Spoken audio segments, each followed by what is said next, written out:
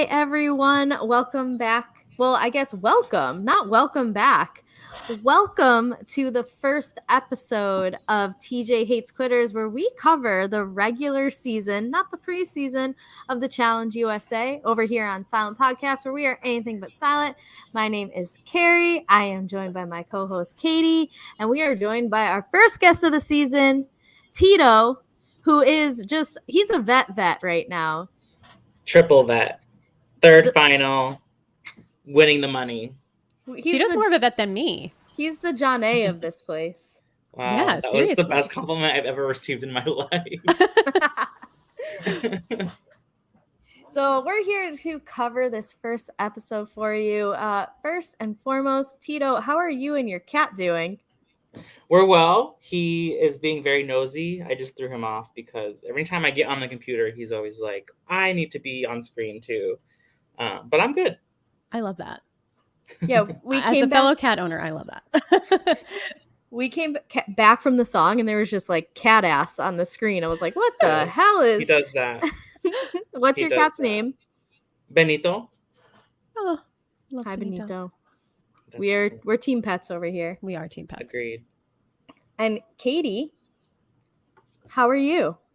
I am good. I'm excited to be here and to be covering this show. I mean, I'm sure you guys know, and I'm sure some listeners or watchers may know or may not know, but there have been spoilers out about this season for quite a while. So it feels like almost like this season was like never going to come because it felt like it already happened a long time ago. Mm-hmm. But now I'm here and I'm getting to watch it, and I had a lot of fun with it.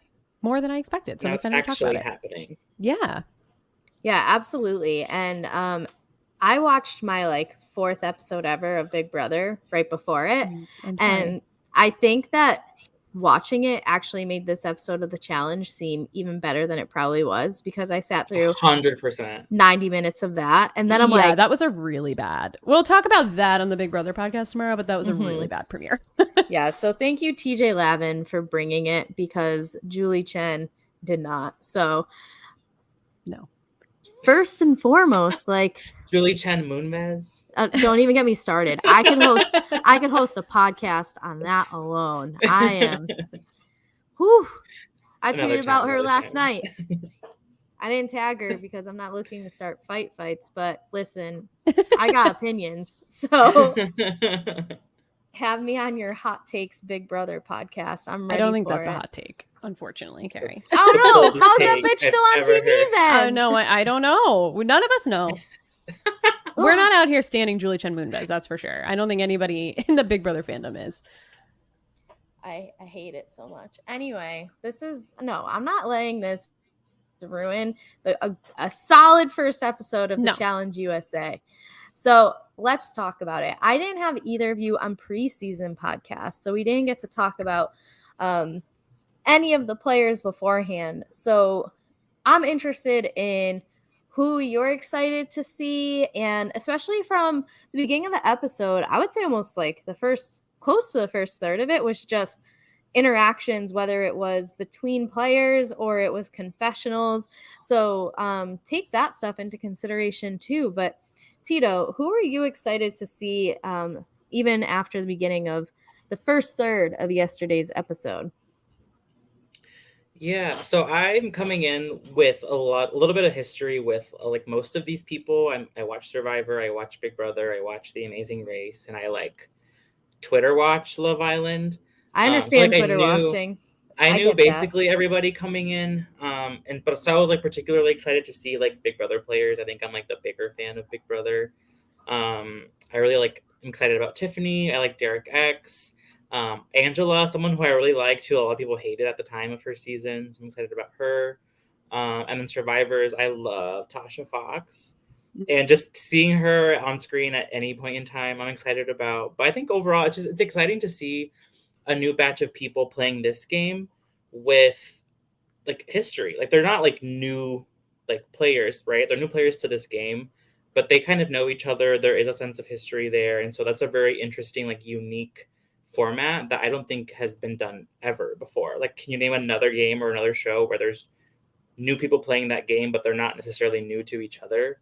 like that's really interesting to me. So I'm excited to see how that plays out. Like the pre-established relationships that we've got to see throughout the first episode are really intriguing, and they did a really good job at setting some of those up. Like how the cookout relates to Alyssa and DX. Like that's important to know context wise. Like how some of these Love Island people like had past relationships. I think that's important to know in context wise. So I think all of that all encompassing gets me really excited about it and seeing the challenge in a new, like, bright way.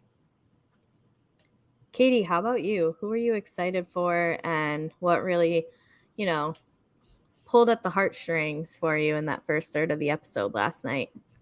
I don't know if my heartstrings were necessarily pulled by anybody or anything, but I don't have very many heartstrings to pull, to be fair. So I was hoping we found the first one. I think we're still looking for it, but okay. I am like Tito. I'm a Big Brother fan. I think out of all of the shows that are represented here, I'm most familiar with Big Brother, but I am also a Survivor fan. So those are the two that I'm familiar with. I watched the last season of Amazing Race, so I am familiar with James. But Love Island, I'm a total newbie. But I feel like, Tito, to your point, they did a really good job of kind of giving a lot of background, because I felt like halfway through the episode, I kind of got a good idea of who some of the Love Island players were and like what their relationships were together. And I actually was enjoying them probably the most out of any of the cast members that were on the show so far, which was really cool. I also, I was not necessarily excited to see the Big Brother 23 cast back, because we really have not had much of a break from them since they've been off their season. But seeing them on my screen last night, I was kind of like, okay, I guess I missed you guys. I missed them on TV, maybe just not on social media. So like keep them on TV and out of the ecosystem around me, and I'm good. Because I was happy to see all of them. Something that I saw come up on Twitter, and I would love both of your opinions on it, because both of you watch MTV The Challenge, and so I think you have a better understanding of the people who are watching this for their first time, of how MTV, and I don't know if it's CBS, like I'm assuming they took like the best of their MTV people and said, we're going to go make the challenge, and then like their second string is over on MTV still or whatever. I'm not exactly sure how maybe it's all of them together. I don't know what's going on, but there was some Twitter chatter that it seemed like DX and Alyssa were really portraying things in a way that didn't give credit to like why the cookout, what came together the way they were, and like to get that first Black winner in Big Brother. And I saw a few people tweet about it that I'm like, I got to bring this up. So what do you think of the way that CBS, MTV, The Challenge, whoever we want to say, portrayed this in this way? Do you think that they're purposefully ignoring like the cookout existed because it ensured that we would have a Black winner? Or do you think that they are trying to build a future storyline from day one? Do you think it's a combination? Like, what do you think here? Because I saw some angry tweeters last night, and I feel like as a silent podcaster, it's our job to be anything but silent and address this type of stuff. I don't know about you, Tito. I'm confused, because we know, based on just how open this cast has been with how close they all are with each other, that for the most part, it seems like everybody's still cool after the show. So I was surprised to see that Alyssa was kind of saying Xavier was her best friend, and at the end of the day, he wasn't really playing the game with her, which I actually don't really agree with if you watch the season. So I was a little bit confused about that. It feels a little production fabricated to me. I don't know if you agree, Tito. I didn't hear any of this. It doesn't seem like there's been any fallout between any of these people after the show. Very much afterward, and very much like on the show, they were like, I understand this is like historic, this needed to happen. They seemed very accepting and understanding of why. We've never had a Black winner of true Big Brother. We have had Black winners of Celebrity Big Brother before, which doesn't really count. And I'm telling the celebrities you said that. It does. It's non-canonical. So yes, we stand Tamar, but it's just, she's not the first winner of Big Brother US. She's the first Black winner of Celebrity Big Brother. And then, we had Tyshawn in Big Brother Canada season 9, who was the first Black North American winner of like a major season or a main season, but we didn't have one in Big Brother US until Xavier. And the Cookout was a historic alliance. I mean, it caused a lot of drama from the racists on Facebook and Reddit and Twitter and all of the other places where they exist in their little caves. But I mean, they were historic and they played the game really amazingly. And they play. I mean, to be fair, they did play all of those people that, you know, DX and Alyssa, who, you know, are saying we got played. But they, at the end of the season, seemed very understanding of that. So that's why I'm just confused about where the sudden drama a year later is coming from. Oh, 100%. Like you said, production fabrication almost. It almost feels like DX and Alyssa were fed questions like, oh, so remember the cookout last season? They took you out. What do you think about that? Right. And to like be excited and to give a good response, like, oh, like I want my revenge. But like I don't think there's any like ill will or like malice behind their words. Like it's a game. They want to win. In order to win, they have to beat them. And so they, you know, you want to have some sort of like tension or like built up drama in that way. And that's what they're gonna get out of them. That's what they're gonna do. And I think arguably like the cookout is probably target number one in this challenge house. At least my perception, like I could see every other person being like, that's an automatic alliance of 4 strong people. And if they wanted, they could pull in Alyssa and DX and make it a strong 6. You know what I mean? I feel like there's more reason than just like getting revenge. Like they're a strong team of 4 people who you would assume be working together. But I don't think like Katie said, there's not much like realness or like animosity there from the people. They're playing a game. They're reality stars. They know how to like stir up drama and content, and that's what they did.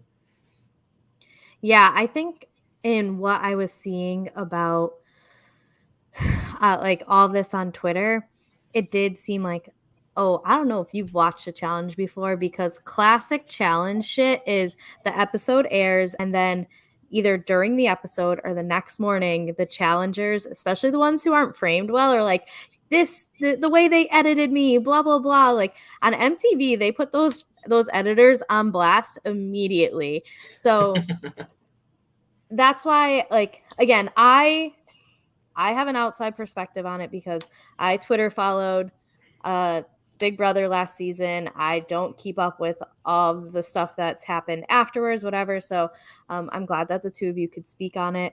But yeah, I kind of figured that it was like probably a bit fed from the production side and less on the. I mean, I get the people who are like, oh, I wish that they portrayed the reasoning behind the cookout on the challenge, but like quite frankly, the people who are watching this probably already know it. You know what I mean? Like if you're watching the challenge, you've likely heard of the cookout and you know who they are, what they did, why they did it, why it was historical, why they are arguably the best alliance of like any reality TV show, period. Yep. That the Challenge USA does not need to take 10 minutes after we just watched 90 shitty minutes of Big Brother 24 to talk more Big Brother and really built into I'm thinking that it's some foreshadowing of what's going down this season. Like, why are we getting so much of that episode 1 for something to not happen from it? So that's my guess why we got more of it. Yeah, I think there are a couple of things about it that are a little disappointing. Like, I kind of wish DX and Alyssa were like, no, this was for the greater good that this alliance existed, and they did something historic, so we should be celebrating it instead of us. If it's fabricated, if it's not fabricated, then they just have a warped sense of reality. But if it is fabricated, then I think they should have probably push back a little bit if they're being fed lines or whatever, and to say like, I don't really want to feed into the storyline. We're all still really good friends.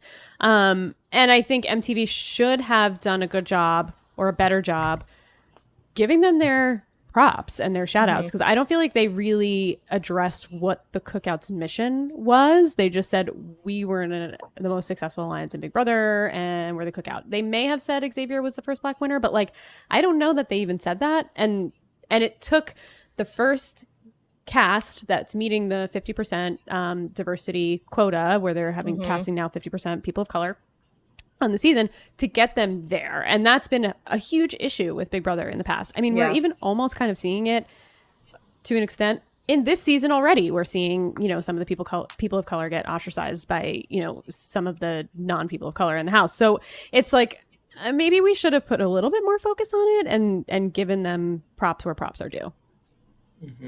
Yeah, I think something to that point too, the challenge has, well, not great, right? It's sometimes has been a lot better when in its casting than these CBS shows. And so if the challenge isn't, known to bring up those issues necessarily or talk about like, oh, we've never had a Black winner in the challenge history, like that's not really the case. The challenge has had many winners, has cast several people from several different backgrounds, ethnicities, races, whatever you call it. So like maybe that wasn't their focus because that's not what they do. I don't know. I'm just trying to like think about like a different perspective of like if that's not what they, how they produce things or edit things, like that's not an emphasis that we have to focus on because we have been doing better in the past. Maybe then they're, not, putting that as facing forward for the cookout it themselves. I don't know, but just I can also see maybe whenever who knows, obviously, but I mean, people know because they're spoilers, but let's pretend like 4 or 5 episodes from now that maybe it's like Tiffany or Xavier or Kylan or Azza or whoever is like in trouble to be voted in. You know what I mean? Like I could see them taking more time to focus when it's one of those players kind of like on the block to be put into elimination of like, oh, well, we got to vote Tiffany in because she's the mastermind behind this alliance who did this, where we're meeting 28 people. Right. And so I could see it coming up later. I get people who are Big Brother fans first and watching this next and being like, well, what the fuck? Why isn't this being mentioned, CBS? Like, I see both sides. I'm not taking a side. I just did see quite a bit of Twitter chatter about it and want to address it on here. So I think we have. And I don't think it'll be the last time we hear the name The Cookout throughout the season. I do think that as the game starts shaping up, we'll start to hear about like why they're such a threat. For sure. And I think aside from having these close relationships with each other, they're all really strong players. And they're all in great physical condition. Like I think regardless of how close they are, even if there was like a Big Brother alliance and not necessarily a Cookout alliance, each one of them individually, I think would excel in this game.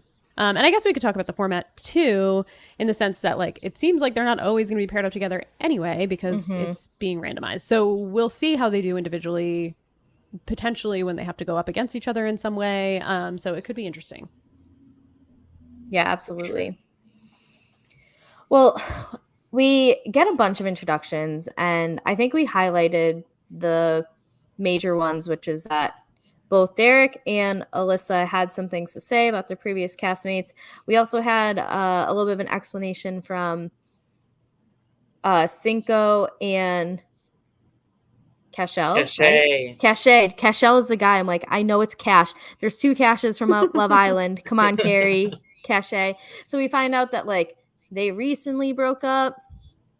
And then we also find out that like Danny's wife told him to avoid one person only, which is Shan.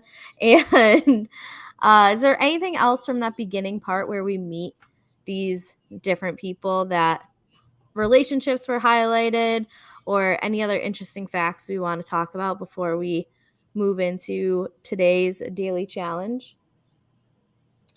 Yeah, I think because I think at the very start they highlighted Big Brother and Survivor a lot, and then like towards the middle it was a lot of Love Island.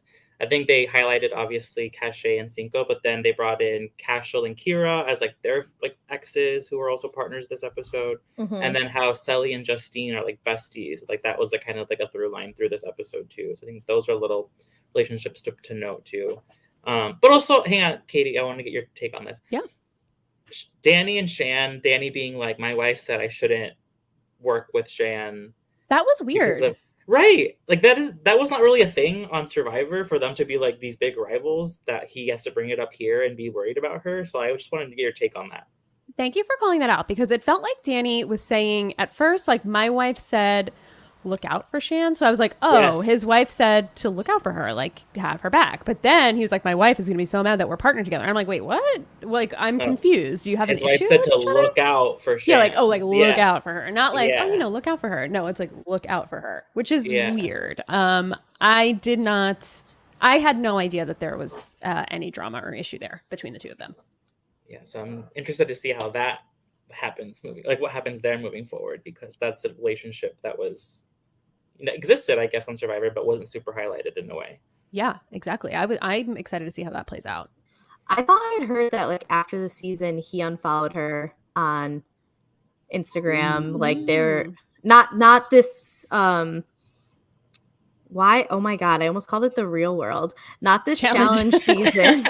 But after Survivor? After the Survivor season. Like I had heard that there was drama between the two because Danny felt like Shan fucked him over, right?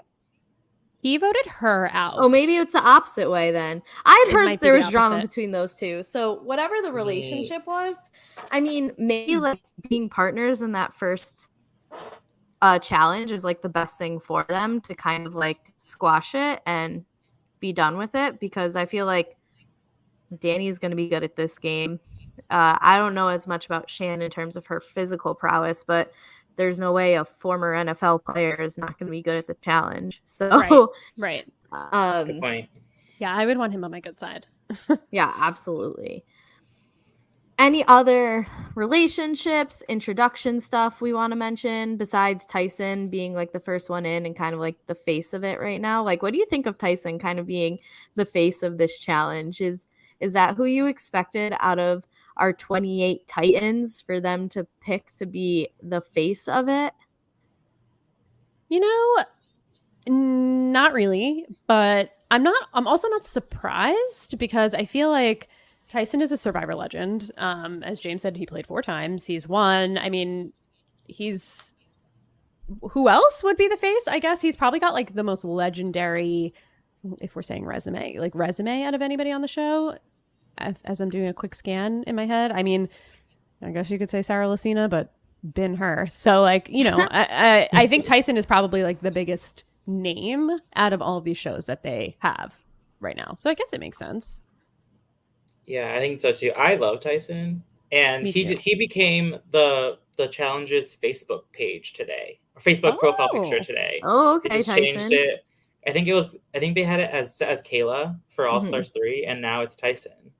So like that's telling of anything. I also think important to note, he had this like great opening to the whole show where he was like, I won $1 million on Survivor, and I love when corporations give me money, or something like that. It was like this great line to start it off. That was great. And so I think that, and he also had this whole through line throughout the whole episode. So like I feel like he is a huge contender to win it all, and I think, like Katie said, like he has the longest standing relationship with CBS, being on the early seasons of Survivor. Like I feel like he's just someone they have a lot of stock in. Yeah, I mean, he started on Tocantins. So what season was that, like 11 or something? I mean, that was pretty early on. 18. I don't know. I'm just making that up. It's probably not 11, but it's somewhere in that, like in the teens, before the 20s. Yeah. So, sure. yeah, I think, you know, he's been around the block quite a few times, and he makes good TV, and he gives a great confessional. Mm-hmm. I think the biggest thing is he like doesn't care. Yeah, exactly. Yeah, he just, I'm here to make some money. Yep. He's also like remained relevant. I know obviously through RHAP, but he also has a podcast on The Ringer, which has a pretty sizable population and listenership. So I think he's bringing in a whole just like audience himself for what he is. Yeah. I have the benefit of, I was watching this with my roommate. And so my roommate is as casual reality TV fan as you can get, except he like has some deep rooted knowledge of like the real world from time to time. Like older challenge people, he knows, right? But we'll watch a challenge together sometimes. We used to watch Survivor together. We haven't really watched it. I watched last season. He didn't watch last season.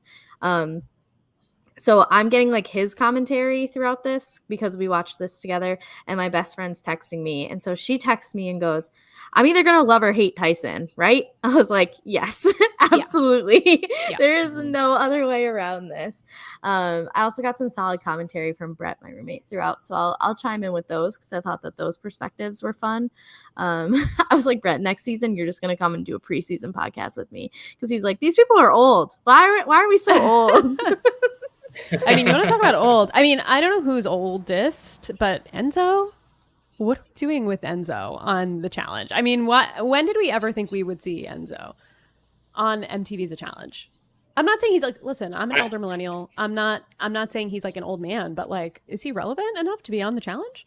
I guess so. He's there. I didn't think he was well enough to be on Big Brother All Stars. Like, right? I was very surprised that he was on Big Brother All Stars. Mm-hmm. Me too. Yeah, I just want him to stop referencing cats. I know that's his thing. Never gonna happen. Why? Like, is there reasoning? He's the meow meow. Okay, that's enough. So, yep. Wait, hang on. No, this is. I have something to bring up with him. I'm upset about. He like kind of like made fun of Leo, right, for being like he's kind of weird. All he talks about is his cats. He literally calls himself the meow meow. I don't understand how like talking about your cats is weird. This man refers to himself as the meow meow and is annoyed or thinks it's weird that someone else is bringing up their cat. Yes, I agree with you, Tito. I'm glad you mentioned that. Okay, so here's me being an idiot. Yes, I thought it was the opposite way around. I thought the not cat guy was making fun of the cat guy. Enzo, I don't know if Enzo owns cats or anything, but Enzo was talking about, his name is what, Leo? Yes. I'm not familiar. Okay, yes. Okay, so Leo, for owning 3 cats and talking about the cats, but Enzo's nickname is the meow meow. Yeah, so that's what I'm saying is I actually thought in that confessional that it was the opposite. Like, I mixed up. Those 2 people are the same human to me. If you put Enzo and Leo next to each other and tell me pick which one's which, it's a legit 50-50 toss-up. You know what I mean? Like, they still seem like the same person. So when I watched that confessional, like, it took until just now for me to realize that it wasn't like I didn't realize the cat guy was making fun of the meow meow guy was making fun of the cat guy. Yes. I did not realize that. No, dude, you can't throw stones when you live in a glass house. Your name is the meow meow. The meow meow. The meow meow. I don't know. Who knows? And then one more whatever thing, Jersey accent sounds like saying it. Oh, you're right. But one more thing tangential to that. Is Leo's cat's name Leo? Did you hear that? That's what I got from it, which is weird. That's what I picked up. Leo and Layla or something, and I was like, "Is your cat name?" Wait, Leo? like your name is Leo. I don't know. Which, like, I'm not like super. I guess I'm a little upset about it, but now that I think about it, my cat's name is Benito, and growing up, people called me Betito, which is like essentially the same name. Oh. So maybe I should just like not say anything. We'll just cut that last 5 minutes. Maybe I should name my cats after myself. I was about to say, I have official announcement that I want to make here at the 27-minute mark of TJ Hates Quitters. I've changed Nitro's name to Kari, and I just want that to be official. Come here, Kari. Come on. Wake up. He's sleeping on the bed next to me. He was at daycare all day. I'll spell it differently, though. He can be Carey, and I'll remain Kari, and that's how you can tell the difference. All right, well, now that we all have named our pets after ourselves, let's get into this daily challenge. So we get to the daily challenge, and TJ says, partner up, pick who you want to work with. I was shocked by this. I was like, excuse me, you're just allowing them to pick? I felt like I'm like a 7th grader, and the teacher's like, you know what, you can pick your own partners today. That I'm just in pure shock because she's been putting us in partners the whole school year, where it's like, why is she in a good mood today? Why is TJ in a good mood today? Why is he letting me pick who I want to work with?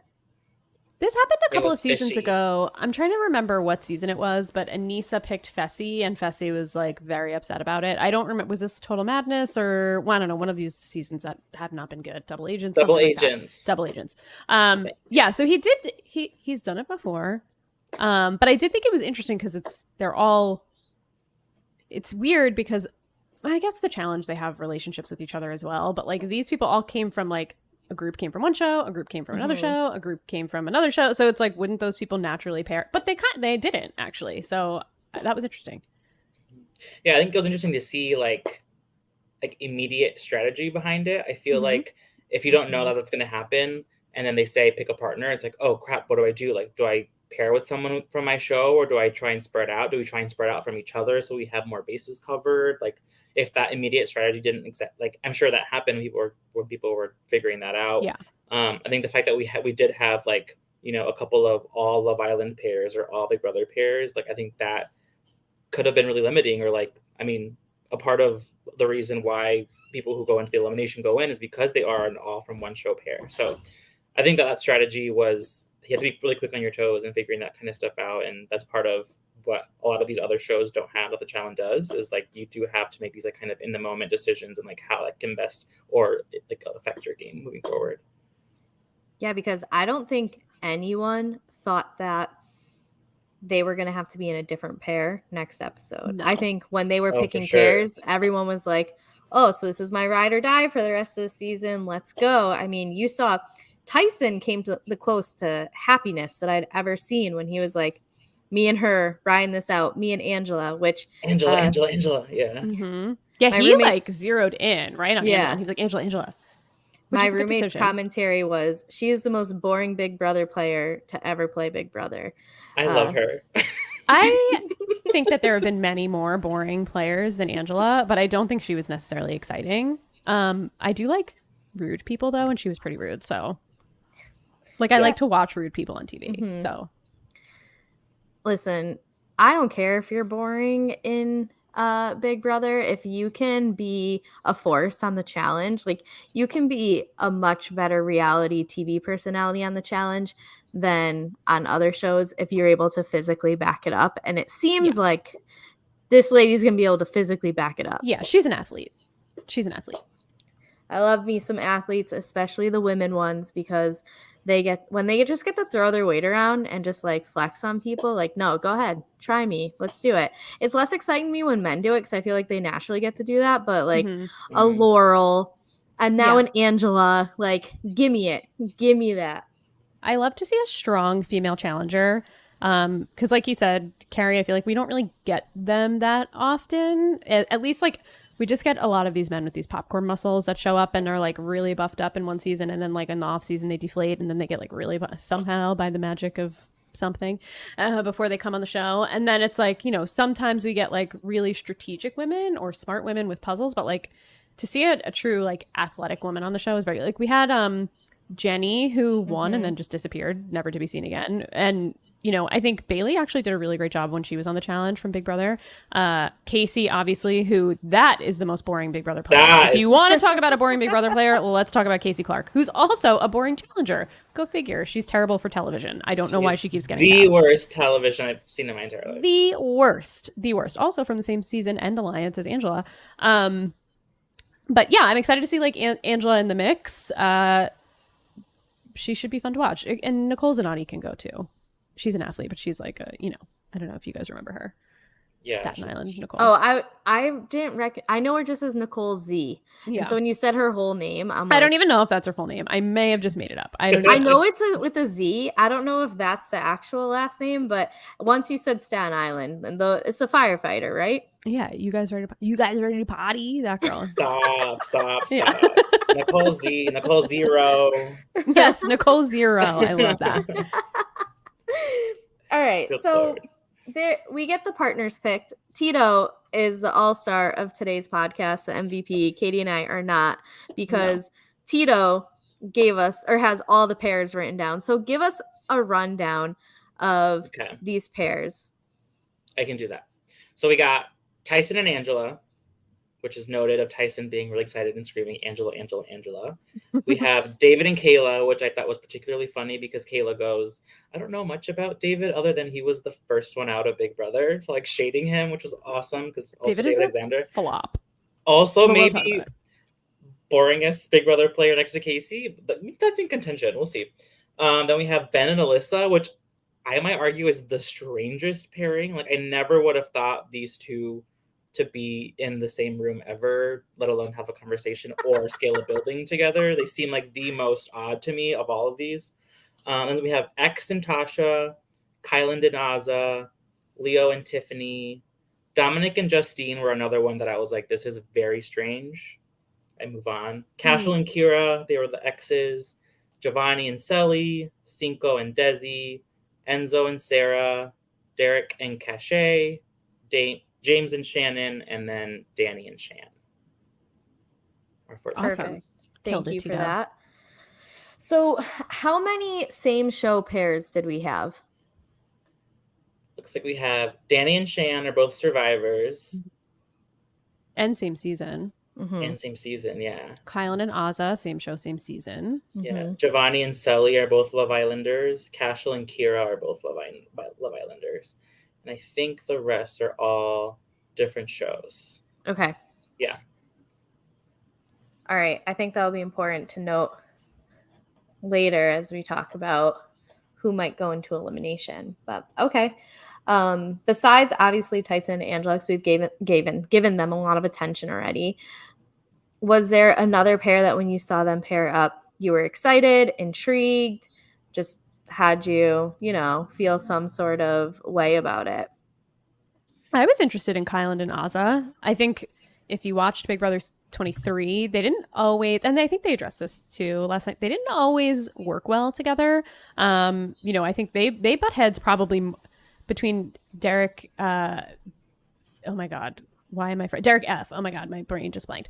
Derek F and Tiffany, who Derek F is not on the show. He's also very upset about it. Thankfully, if you've heard him talk about it. Yeah, praise. If you're on Twitter, you know. Yes, if you're on Twitter, you know. But Derek F and Tiffany famously butt heads. But I think based on who's on this show, I think that Azza and Kylan had it out a couple of times. Not like anything serious, but they definitely didn't always see eye to eye. So I thought they were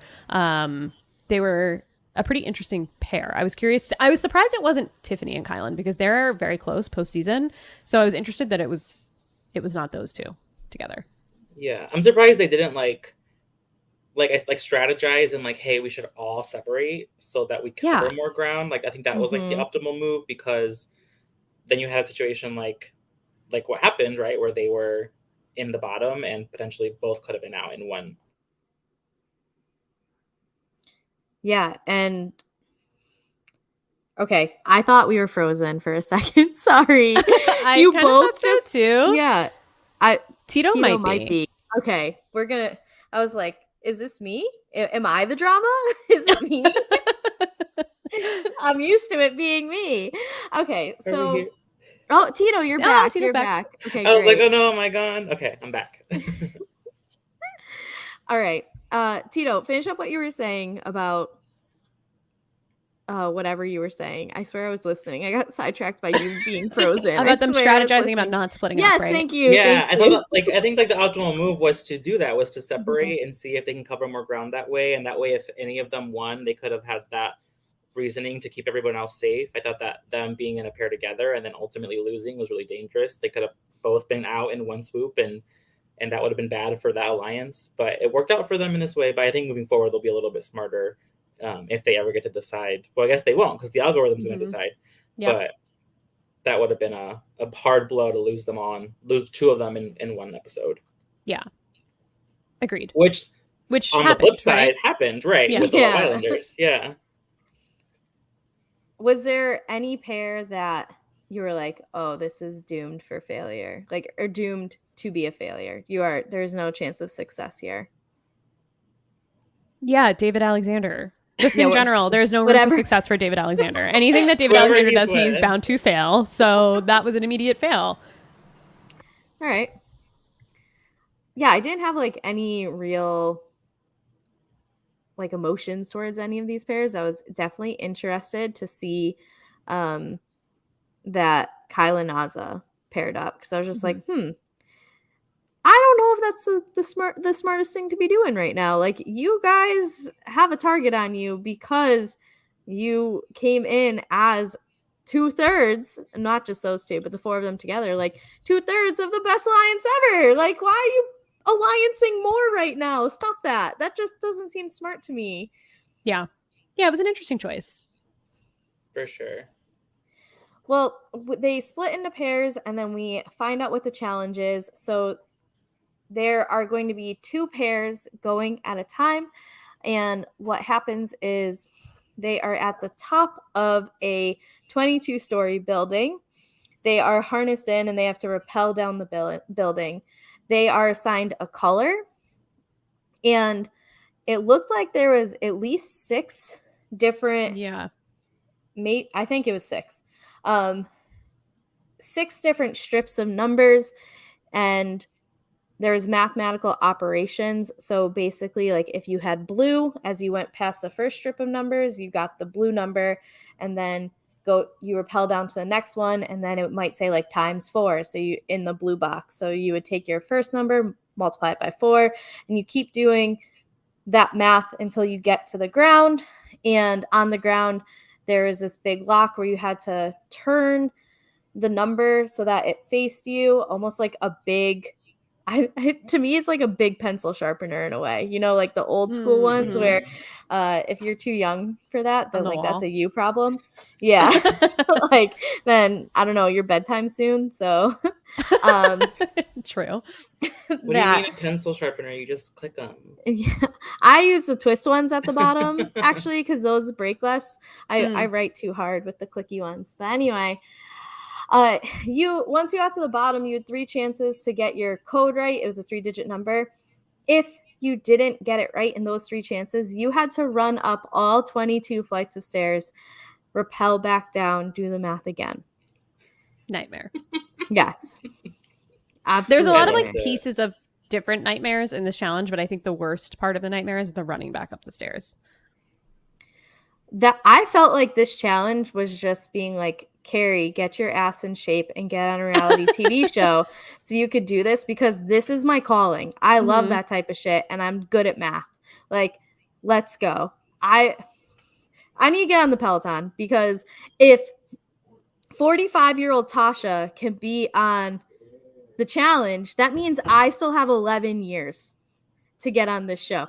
There you go. I thought I was past my prime, and I've been proven wrong. Enzo's there. I don't know how old Enzo is. Let me look. So all I know is that with that challenge, I was like, oh. Okay, he's only 42, so. I guess I need to. Sorry, I actually was thinking about in the shower this morning. I'm like, I don't really want to apply for Survivor because, like, I don't like being hungry. But if it's going to get me on the challenge, I'm not enough of, like, a clown to be on Big Brother. I feel like I feel like Big Brother is more streamlined to the challenge though.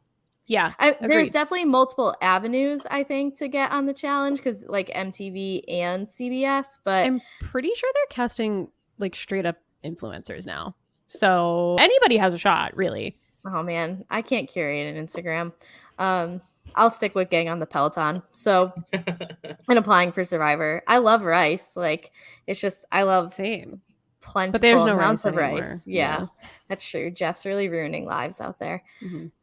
Yeah, I'm not enough of a caricature, as I tweeted yesterday, to of a human to be on Big Brother. So I really think me, the Peloton, and Survivor are my chances of getting on there. So when I'm not podcasting a season, it's because that's where I am.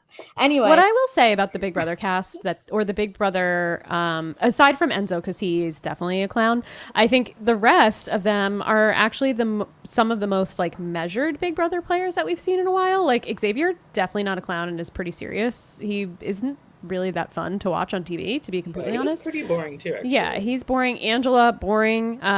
Tiffany is great, but she's definitely not a clown.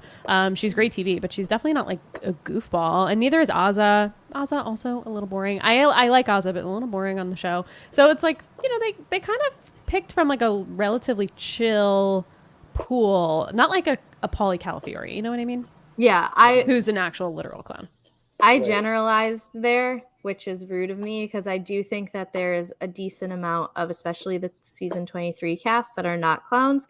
It's like they did really well there. And then because they did so well in season 23, they're like, we're going to bring you to the fucking circus. We're going to mask it as being at a festival, but actually like, welcome to Barnum and Bailey. Yes, exactly. That could be a festival. Seth in the chat is telling me you don't want to get doused in blue paint in a porta potty on the first night, Kari? Okay, that doesn't sound appealing to you? First of all, I have something called skin writing, and that would make me break out in hives from the tip of my head to the bottom of my toes. Second, no, I don't. Fair. 3, I could not be in a house with that Kyle guy for more than 4 minutes before I would either be medevaced because I would lose in a fist fight with him. Yeah, I can't. Or I would just walk out. Like, Julie, is the audience still there? Keep it unlocked. Do my exit interview now. I'm out. Yeah. You're in luck. There's no audience, so you could just walk out whenever you want. Oh, great.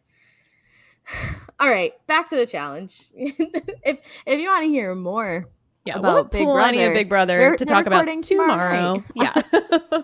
I won't be there, so you'll probably get I more will. serious opinions than what's happening right now. I don't think But so. if you want Big Brother slander, I'll run an off pod. You know, it's like the you just gotta like DM me for the password, and I'll send you the link. Amazing. So I want to be on that podcast or off pod.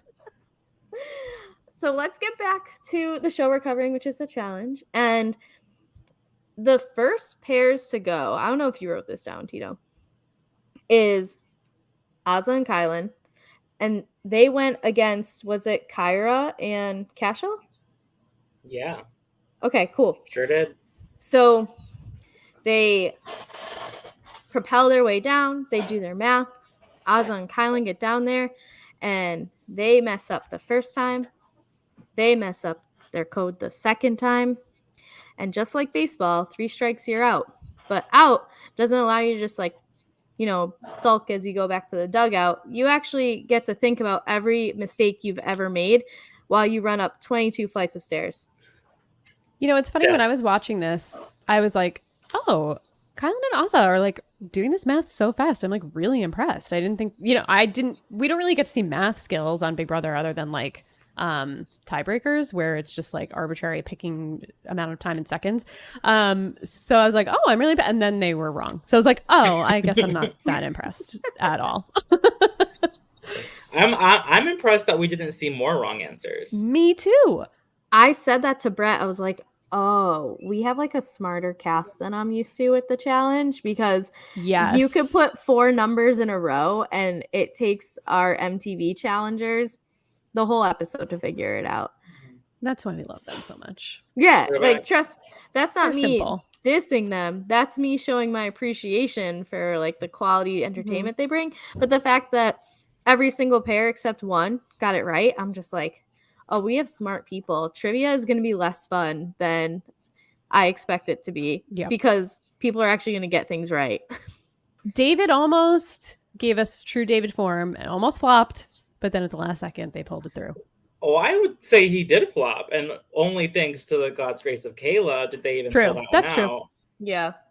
Yeah, let me not give that man any credit. He was down and out, and he was ready to run up those stairs again, and she was like, no, we're not doing that. Yeah. He was like on one knee, like tightening up his sneaker laces. And she's like, wait a second. Meanwhile, Kayla's like, what's 115 times 5? Yeah. She's like, oh, carry the 1. Got it. Okay. Yeah. Every other team got theirs correct on the first try. As we said, Kayla and David Alexander got close to messing theirs up 3 times, but they got it on the 3rd try. They highlighted some teams that did really well. We know that Danny and Shan excelled, Tyson and Angela, and there was a 3rd team. Was Desi it DX? Team, right? Who was it? Desi and Cinco. Right. Right. By the way, Desi is fucking gorgeous. Gorgeous. Oh my God. Gorgeous. In her confessional, she is beautiful. Like, not that she isn't outside of her confessional, but not only is she beautiful, she looks jacked. Like, yeah, I'm excited for Desi based off of appearances alone. And she brought it in a math challenge, so she's got brains too. Like, let's do this. Desi, I'm glad you're here. You're welcome back next season. I don't care what else happens. I'll take you back. She's really a star. She's one of the few people, maybe not one of, but like maybe the most removed from television since she played Survivor. So it was like super surprising to see her on a cast at all. But I love her. She's amazing. And she was on Ben's season, right? Yeah, Brett and I looked that up last night because I knew that she went pre-merge, and she went a lot earlier than like people expected her. I feel like she was a lot of people's winner pick from the season she was on, but I couldn't remember. And the fact that her and Ben were on the same season and like that connection hasn't come up. I don't even know if it will come up. Were they even on like a trial together? I don't even think they ever talked since. Yeah. Yeah. I don't. So, but I'm glad she's here. It looks like this is something that should be good. She can be at, and so that's what we need. We want good challengers, and she made a good point. I think like she's like the reason I want to do the challenge is because when you're out, you still have a chance to like win it and get back in. Mhm. And so I think that's like a huge, like, I mean, right, in Big Brother and Survivor, if you're out, you're out. There's no, like, I mean, I guess there's certain seasons that have certain twists or whatever, but like in the challenge, you always have a fighting chance. If you can win an elimination, you're in. And that she like pointed that out as like one of the biggest differences from the shows. Mhm. And, you know, but just a way to prove yourself, even Yeah. if you're like on the very, very bottom. Yeah. Overall, I was just really impressed with how well everyone did in this first challenge. Like, I mean, Azza and Kylan having to run up a whole building and all the rest of the groups getting it on the first try. No one quitting due to heights. 22 floors up is high. Yes. Let's give them their props, because even these season Darrell, who is an icon, quits because of heights. I mean, he's a challenge icon, legend. Quits because of heights. Beth, not one of these icon CBS legend. Shut up, Tito. We're removing Tito. Beth is an icon and a legend, okay? Real. Not that. I removed me too. Carrie's going crazy over here. Go back in. We're losing the plot here. We're losing the plot.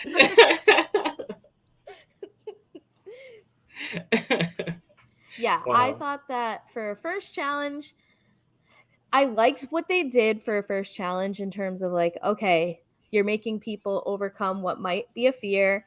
You have to do math on the way down. There is a chance that we're going to have to show off our endurance and our physical abilities with running back up the stairs, teamwork. And I thought it was a very solid first challenge. And the way that everyone performed, I was impressed, which also has me excited for the rest of the season of like, okay, there really might not be many layups in this, like as pairs versus like individuals, sure. But if we're operating where you have to throw a pair in, especially because we know going forward that the pairs are going to be randomly selected, that it's going to be hard to target a pair for them being the easy matchup.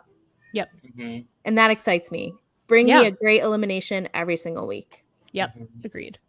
Yeah. And to that point, I think we saw a little bit, right, with like we had the idea that maybe James and Shannon were like the weakest pair, right? They're the small guy. Maybe Shannon's not the most like athletic or like scary, intimidating looking, but they seemingly strategized their way out of going into elimination.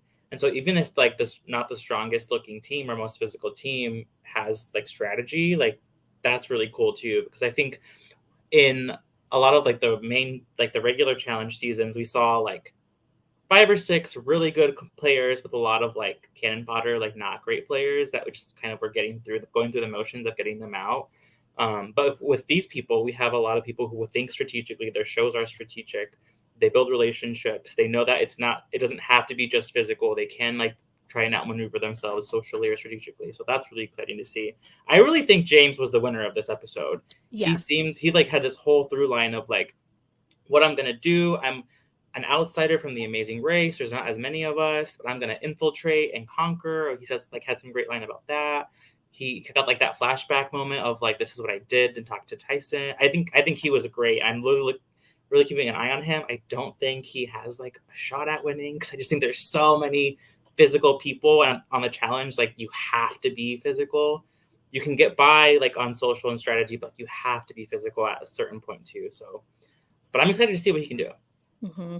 Me too. James reminded me like of people in our general community and vicinity, like if they were to get on the challenge, because he seems like a gamer and I love that. And I feel like back in the day on the challenge, I feel like we used to see more strategy. Now I feel like the twists, and I mean, there's always been like a season twist or, you know, the format's changed a little bit, but like with these, like you need your skull or whatever, it's kind of just like, okay, your turn to go into elimination. Okay, now it's your turn and you'll get your skull. And now it's your turn. And it's just boring, but it was really fun for me to see James actually strategically get himself and Shannon out of going into elimination after this, because it seemed like they were the ones that were like definitely going in, and then when it turns out that it didn't happen and we got to see the flashback, I know I'm getting a little ahead of ourselves, I was just really I was psyched to see it. For sure. I mean, the only thing we're really getting ahead of is the fact that Tyson and Angela won. So what are they calling it? Did I miss it? Do they have a name? I like may have also the missed authority, the power. Like I I feel like we didn't really get a name for them. I don't think we did either. Yeah, I don't know. And I also feel like we don't have a name for the elimination. Like, are they going to the arena? It's the arena. It is TJ the arena. did say the arena. Yeah. Okay, okay. So we are taking from All Stars 3. We're still in the Mm-hmm. arena. That's easy for me to transition over to. So much better than some of these other rando names they used to have. Like, let's just stick with the arena. It makes sense. We can reuse it. Absolutely. So we find out that Angela and Tyson win. And something that we haven't brought up yet is that they each win $5,000 for their personal wallet. What are they? I don't know. They're like Bank purse. account. Yeah, their bank account. Okay, great. Thank you. I was like purse, their coin bag. I don't know. MTV, hire me to name shit because I'll just rattle off a whole bunch of dumb stuff and you'll find one you like. So at the beginning of the show, TJ says, hey, in order to run my final, you need to have at least $5,000. So we do have this money bar that needs to be broken in order to be able to qualify for the final. Right now, we know that if you win a challenge, you'll win money. So they each got 5,000.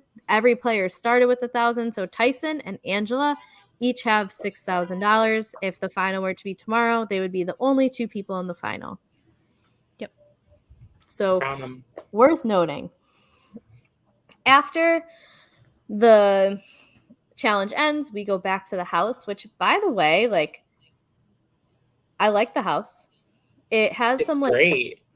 Yeah, it has some bunker-esque qualities to it, but it's still definitely a house. Yep.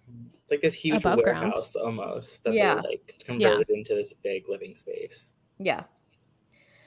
And we didn't get, in my opinion, like a ton of strategy here. And I feel like we're used to hearing a lot more conversation between people in the house of like who's going to go in or the people who lost, because in this instance, and hopefully for the rest of the season, the losing team automatically goes into the challenge, which meant that Ozzy and Kylan have to go in. So people talking, like usually it's like people talking to the losing team, like, who do you want? And then people talking to the winning team of like, what are you thinking? We really didn't get a ton of that.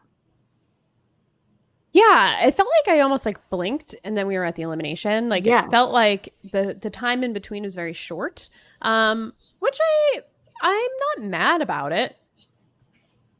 No, me neither. I think there was like a small portion where X, Enzo, and Alyssa were talking about like, oh, like Tyson's from Survivor. Tyson's from Survivor. Angela's from Big Brother. There probably won't be anyone that has that show on their team. And like that's kind of like leading us into like what the potential possibilities are for moving forward. Stuff like that. But then like when we had the like going out scene, which was like right after, typically on the challenge, that's like strategy. Yeah. And here it was party. Yeah.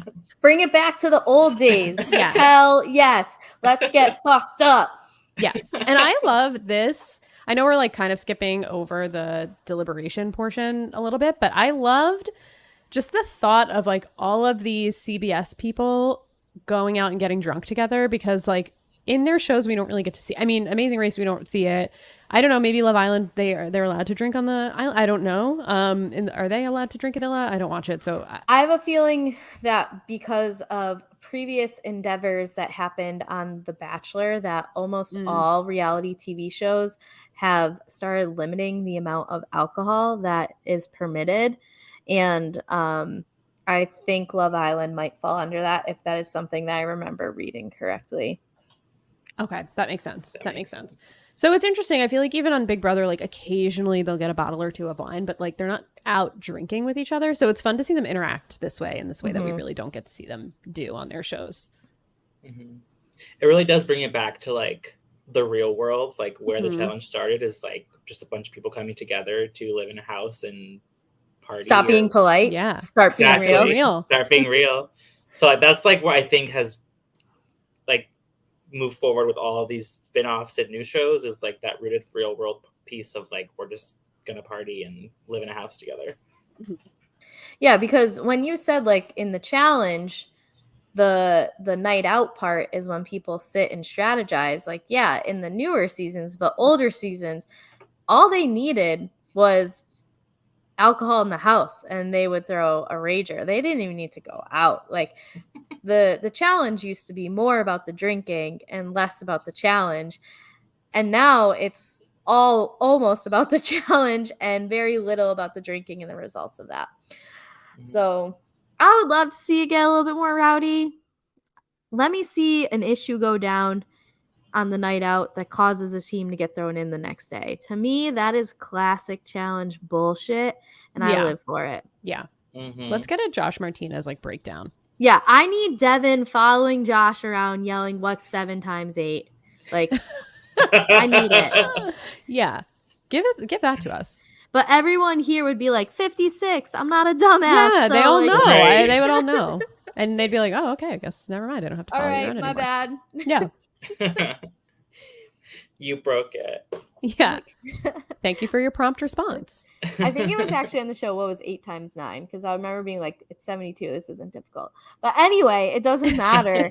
Okay, math teacher. You can always do the finger trick to figure out what 9 times something is. And if you want me to teach you that, just let me know. But we did bring up, there was a little bit of deliberation. So we had the new Tangela, aka Tyson and Angela, and Kayla and Azza sitting in a room where like all the names are on a board and talking about, okay, so who would you want? And Tyson and Angela saying, here's 3 pairs. What do you think of this? So the 3 pairs that they threw out. Whoa. I was like, God.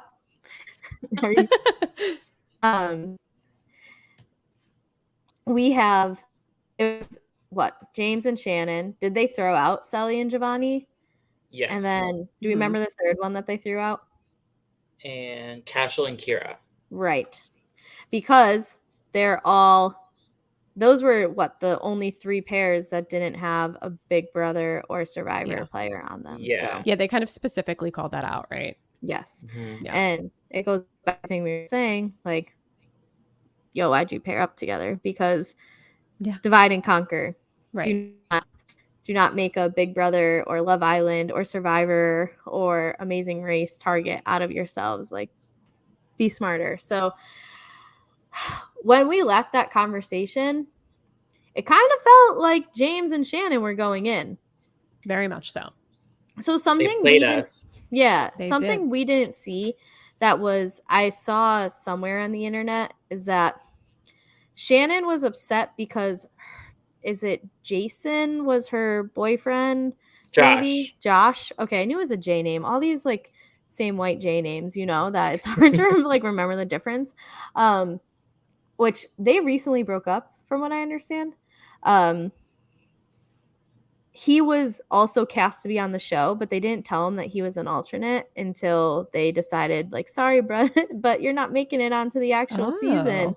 So I heard that she was, like, super pissed, didn't want to be there, like, fuck this, I'm out, which is why everyone was saying she didn't want to be there. She didn't want to be there. And then James sat her down and was like, bitch, get it together. Because if you don't want to be here, that means they're throwing both of our asses in, and I'm not going into elimination. So that's when she was like, okay, you're right.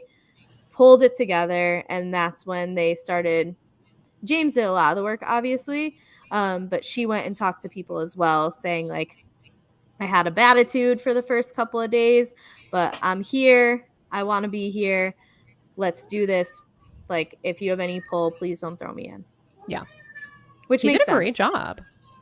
Yeah. And so as we get to the elimination and we see Tyson and Angela pull Sully and Giovanni in as the other pair, they then do all of the flashbacks to James doing his work throughout the house. Yep. It was great. Round of applause for James. I love when that happens. I love when they like kind of keep us out of the loop and then bring us in. I think Survivors has some of that editing too, where like we don't know what's going on, then something's revealed and it happens. I think it's so smart, and I think that they also do a good job at like not making you totally like Giovanni and Sully were never like super out of the question. It's like oh, like they weren't our number one choice, but like yeah, that actually does make sense if James and Shannon were doing some work while Giovanni and Sully were just kind of like being goofy, laughing around and not doing that work. Like the story tells itself in that way. Yeah, totally. And what I really liked about this is the editing, because they didn't. No one. I mean, James and Shannon had a big focus on the episode, and I feel like the challenge is notorious and like, oh, this person's getting a lot of focus, they're going in the elimination. But that's actually not what. I mean, there was a twist, sort of, for us at the end that they weren't going in, but I don't feel like they over edited Giovanni and Telly, are these the names? Yep. Right names? Okay. To make us think like, oh, they're the obvious second choice. Like I felt like I was like, oh, I'm surprised by this a little bit. So I like that. I also was surprised, and here's what I like the most about this, and it also gives me great confidence in this season going forward. James set the tone for this season. He went in and he socially battled his way out of being put into elimination. Yep. Him and Shannon didn't just fall over and be like, okay, we'll take our chances. Like, you got to earn your stripes, whatever. Like, James fought, and this is week 1. If James is setting the precedent for, oh, no. Like, if something seems set in stone, there's a way to fix this. And so if that means we're going to get more play like this because people see, oh, if James can do it, then why can't I? Let's fucking go. I am excited, and I'm thankful for James because he has set a bar for other players to see. Look at what he did. He was pulling people to talk over here. He was making deals with Tyson over there. He brought the social and strategic part of this, so he didn't have to worry about the physical part of it. Good. Give me this all season. Yeah, and I'm excited because I think the majority, and again, I'm not familiar with Love Island, so I don't know if there is much, if any, strategy on that show, but no, okay.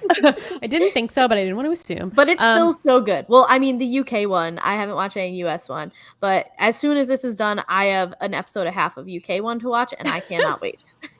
Amazing. I watch Love Island UK via Twitter through you, Kari. Oh, then I'll start tweeting more. Say less. That's what I've been waiting on. Thank you for the permission. Tito, be careful what you wish for. You're creating a monster. No, I'm just kidding. It's okay. I'm great with the mute button too.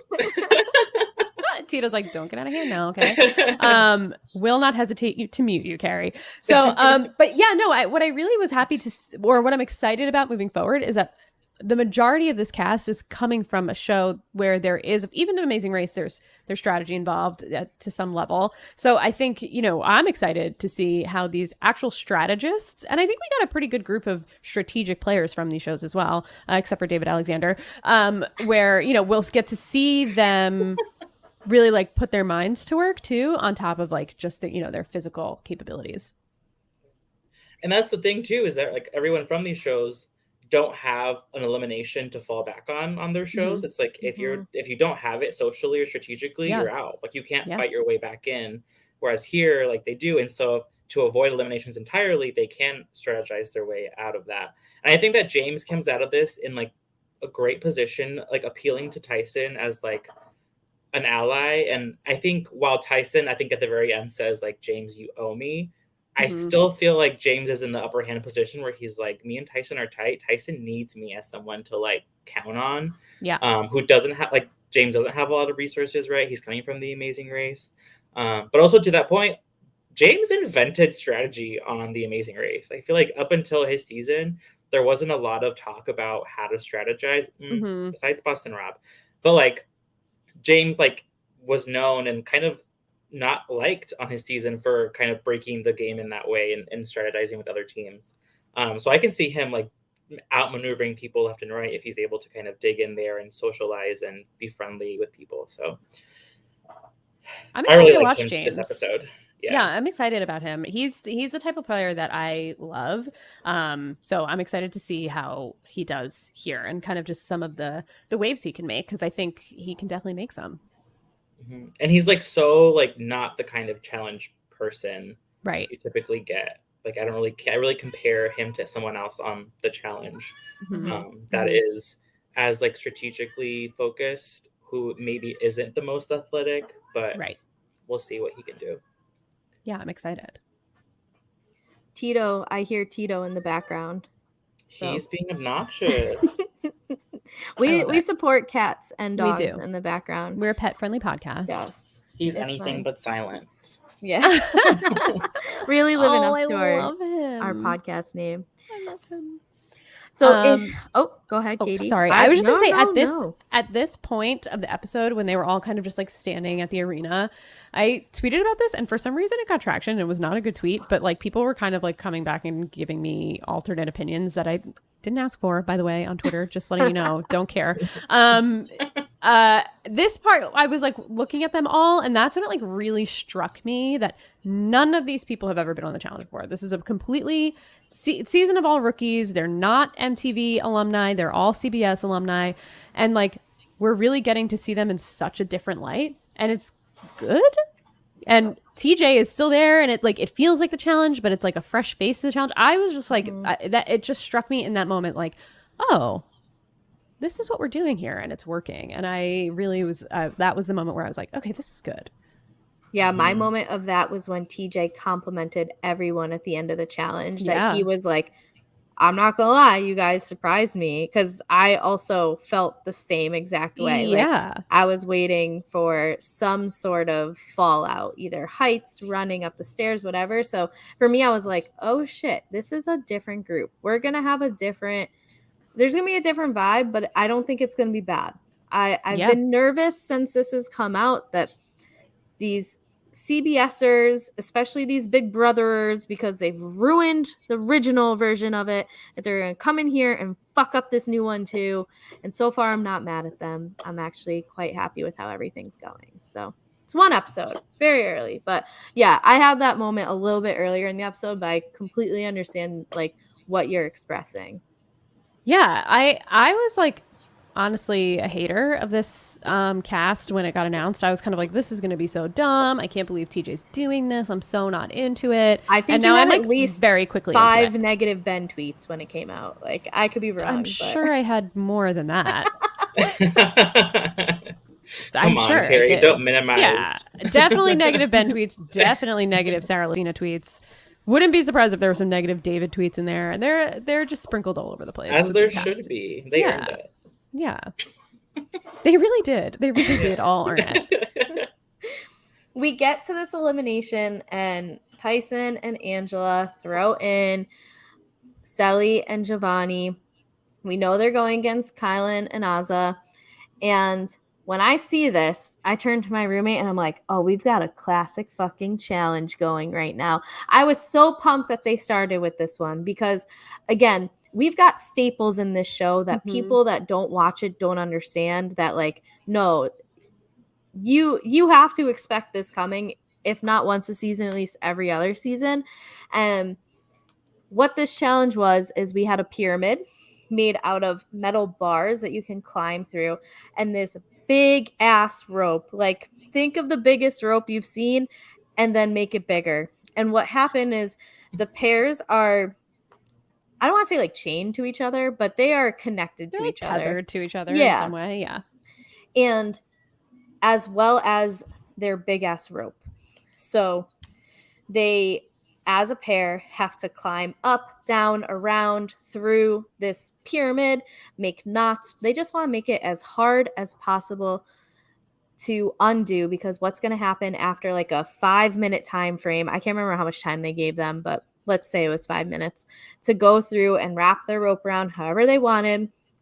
The teams switch pyramids, and then the goal is to untangle the rope from the pyramid and have all of the rope in a circle on the ground outside the pyramid. The first team to do this is the winner. This is a classic staple of the challenge. I tweeted this last night, and I stand by it, that if you didn't like last night's elimination and you are new to the show, just get the fuck out now. You're not going to appreciate anything else. Like, you're not meant for this show. We aren't going to miss you. Don't tweet angry shit about it, because I'll come back at you. Like, last night's elimination challenge is one of the better ones. Yeah. Because it's fair. It's fair. It's great. Like, it really is, like, it is. It's all encompassing of like, you can out strategize like how you tie this knot, how to maneuver the rope through this big structure, but also it's like exhausting. I'm sure this rope is like 1,000 pounds. You have to carry and pull and, you know, push and whatever. Like, hang it everywhere and climb this big giant thing. Like it really is all encompassing of like what you would need to do to be successful on the show. And I love that they started with it. I love that it was like a honestly, like they weren't going at each other, but it was like a headbanger elimination. It didn't seem like one team was super beating the other one. They both like went at it and seemed to be going really strong. And yeah, I love this elimination. Also, I'm glad that they didn't do like women versus women, men versus men. Yeah, me like, too. this is going to be a partnership, because I was concerned like, oh, are they going to do like Ozza versus Selly, and then the winner and losers like if for example if one wins and one loses, that's a new pair or something. I was like, they always get funky with these new pairings and stuff. So I really like that it was like two people working together. Yeah, it was a really great elimination. Yeah, I love this elimination as well. I thought both teams did an awesome job. There was a variation, similar, not exactly the same, but similar to this on Jay from Survivor's first season when he was like getting thrown. I think that was maybe Total Madness. I don't remember these like most recent seasons names, but where he went up against CT, but it was a chain and it was like a door.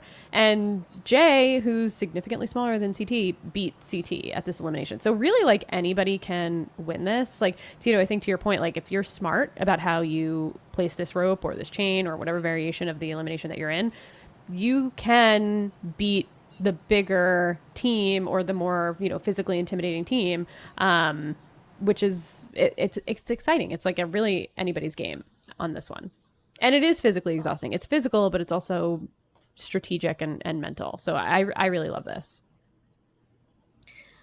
And this elimination, like Tito said, absolutely brought it. Yeah. Which team do you think, or did you have a sense of which team did better in terms of setting up their rope? Do you feel like the edit gave it one way or the other? Because I won't lie, Brett and I were talking through the elimination. So if they did, I didn't get a sense of like, oh, this team is killing it right now. They're totally winning. Like it seemed like they were both working really hard, and both did a good job. Just one was slightly better than the other. Yeah, I don't think so either. I think there was like one point where like Kyland was like seeming to be frustrated with Ozza about like jumping through something, and then Selly seems to really take control of like, Giovanni, let's do this, let's do a not here, that kind of thing. So it seemed like there was like a little bit of just like information about what they were doing, but otherwise it didn't seem like, oh yeah, like they're killing it or anything like that. Yeah, Kylan made a comment like, I'm going to make another hard knot to get out. And I was like, oh, if he's saying another hard knot, the fact that there's already one, that could be trouble. But I also don't know that I would put that much stock into like what Kylan says. Of, like, he might think it's a really hard knot because he has a huge ego, but like it's probably a pretty easy knot. Like I wouldn't put that much stock.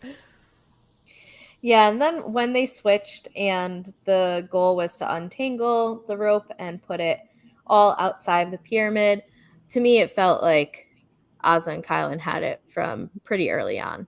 Yeah. For definitely. Sure. But nonetheless, overall, awesome first elimination. Very happy with it. And if you're new to the challenge, there's something you need to know that when TJ says bye to you, that a lot of the time, not all the time, especially last night, I guess, a lot of time he'll be like, hey, you tried, you crushed it, you killed it, actually, is TJ's thing. Like, and he actually kind of stopped saying it as it became like too big of a thing, but whatever. Yeah. Like, you gave it your all, hope to see you again soon. TJ did not give any sort of like hope to see you again. And that had me in like a spiral immediately because I'm like, is this only going to be one season? Well, that's what I was thinking. Them? Does he like, were they something that we didn't see besides annoying as Kylan and Ozza were trying to give their confessional and the two of them were yelling shit at them during their confessional? Like, why doesn't TJ want them back? Or are we just really doing like one and done here? So my brain was going real fast at that. I'm already at a point of concern.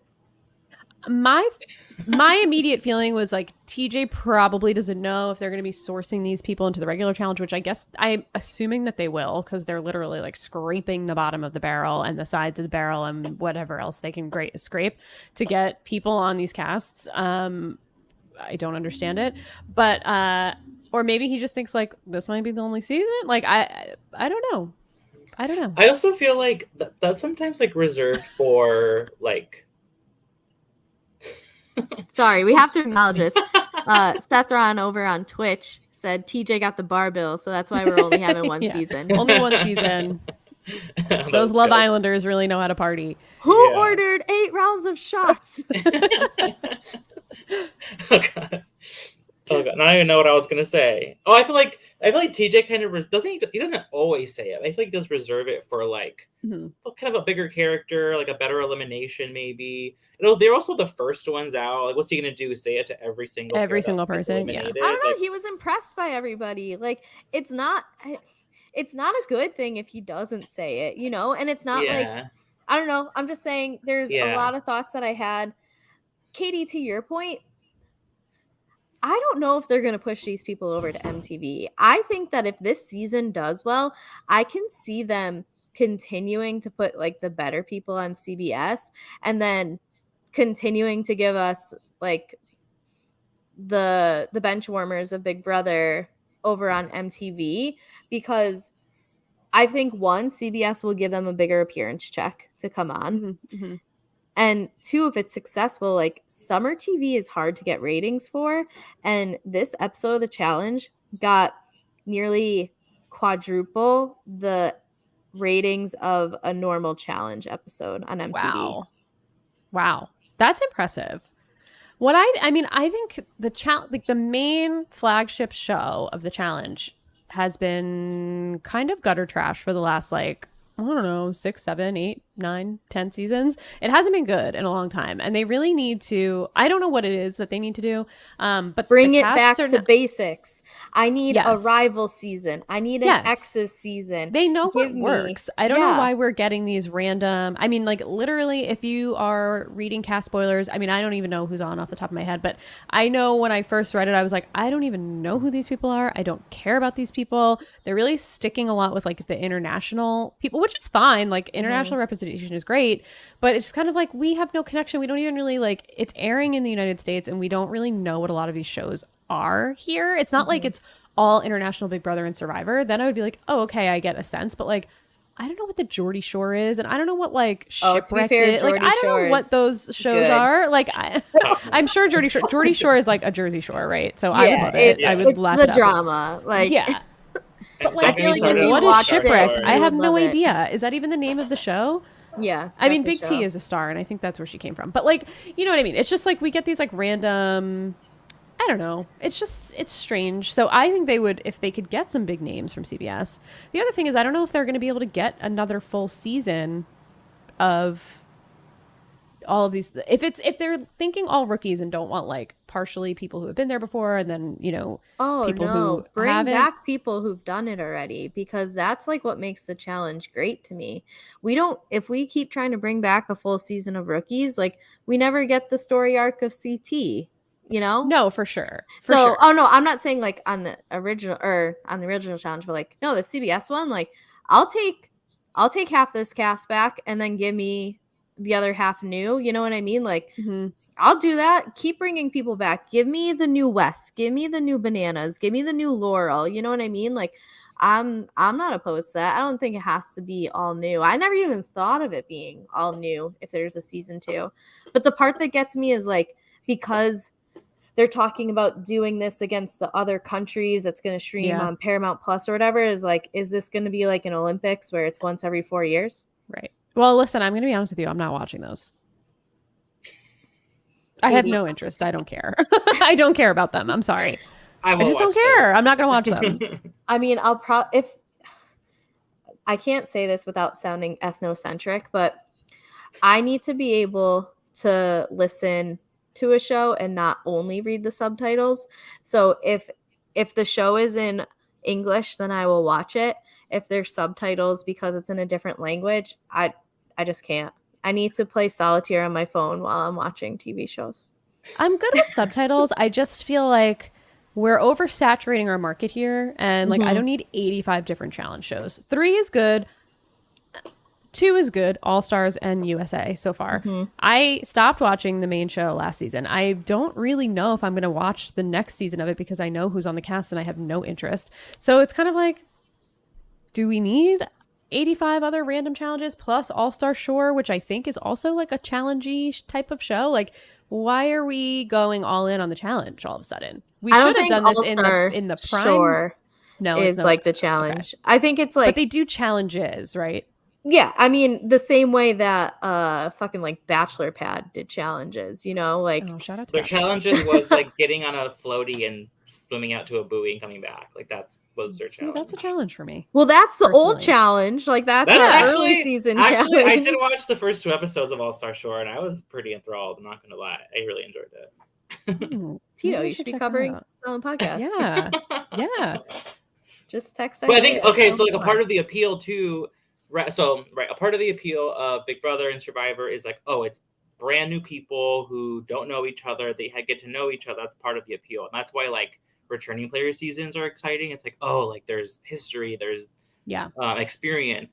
With the challenge, that's all it is history. It is experience, and so when you have that, that's what I want to. Like Kari said, like I would love to see these people back with the history, with more history, with experience in playing the game, like. For me, it's cycle it over and over and over again. I'll watch it.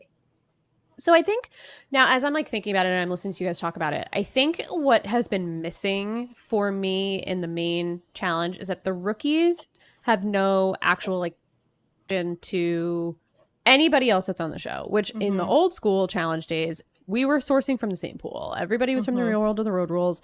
Same way everybody here is from CBS, where like they know each other. The CBS, you know, they do events and stuff like that. There's all these parties. CBS, you know, Big Brother and Survivor especially, like they mingle, you know, I'm sure they're like connected through social media somehow or whatever. So there's like some connection there. But I feel like on the main show, because they're just picking from like anywhere and anyone and they're bringing them in, it's like hard to mesh with these people who have legacies like a CT or an Anissa, or, you know, these people who have been on the show literally for more than half their lives. It's like career. Yeah. So if we're sticking with only CBS people and we're bringing back rookies from CBS and then we're bringing in, or we're bringing veterans from the CBS Challenge or Challenge USA and then bringing new people from the same casting pool, I'm good with it because I feel like it'll bring that old school Real World and Road Rules vibe where like everybody knows each other somehow, they're in the same circles, but maybe they haven't played the game together. That can get interesting because if you're a veteran and you have all these alliances already pre-built with your challenge people, but then maybe someone new from your show comes in or like the season right after you and you have some kind of social relationship, then things get interesting. But if you're bringing in just like randos that they don't know you don't know them, and then there are already these relationships formed, like there's no path to success for these new people. Yeah, I mean, MTV Challenge, if you look at, I saw something about it, I think on Reddit, just how few rookies have had more than like 2 seasons. Like they really don't stick around much in this last, like especially 6 seasons on MTV. So I get what you're saying. All like problematic too. Yeah. So they are not allowed back on the show. That's the thing. Like we lose someone like Georgia because she did blackface when she was 19. We lose Theo because he loses an eye. We lose like the people who had the ability to stick around and also like have an impact on the athletic component. Fallout, like Turbo had his issues. And so, there's definitely things that can be improved about MTV. And that's what I'm hoping is like, I don't want this to be one and done because if this season can be good, then I want the MTV version to be like, All Stars brought it back to basics. Yep.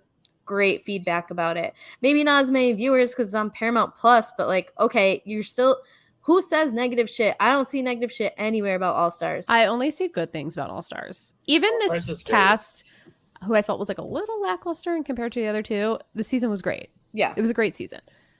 I want MTV to look at Challenge USA, assuming the season goes well, and is like, okay, what makes this good? And Katie, I think you bring up a great point. Is like, yeah, they're 4 different shows, but really these people, a good majority of them mingle in some way, whether it's like Instagram or Hearts of Reality or like these premiere parties that Bryce and Wendell hold or whatever. Like they've seen each other, they've interacted with each other. Put Bryce on the challenge.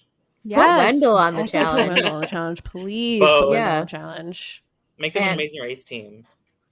Yeah, there's so many things. Put them So on every show. Or that, yeah, put them on all the shows. I will watch Wendell too. well, Anything Wendell Wendell heard does. you and he said, "Catch me on HGTV." So True, that I haven't watched yet, but I could, I guess. It's available to I'm me over here anytime. building shit on HGTV if you want me that bad. Okay, fair point, Wendell. He texted me that. Actually, he followed me for a little bit on Instagram, but then I was with Jenny Autumn and I was drunk with her in Canada, and I took a picture of Ja Rule lyrics that we drew on this like interactive table we were at and sent it to him, and he unfollowed me. So why did you send it to Wendell? What? I feel like because I told Jenny like Wendell follows me, and then we were like talking about just like, oh, like kind of like the you won't send it, and then I'm like, okay. I did. What And were then the he Ja Rule unfollowed you lyrics? because of it. Yeah, what lyrics? I don't even remember, to be honest. I just remember it was Ja Rule because I have an odd fascination with Ja Rule. Wow. Yeah, so he followed me for a bit and then unfollowed me, and I mean, kind of rude, Wendell, but it's fine. It's Maybe fine. he just really hates Ja Rule. Maybe. Right. Maybe the lyrics were upsetting. Yeah. Maybe maybe he was What's victimized. the motherfucking name? Yeah, that's my favorite one, actually. That's my favorite one. Maybe he was victimized by Fry Fest. Yeah. We all were. Yeah, who wasn't?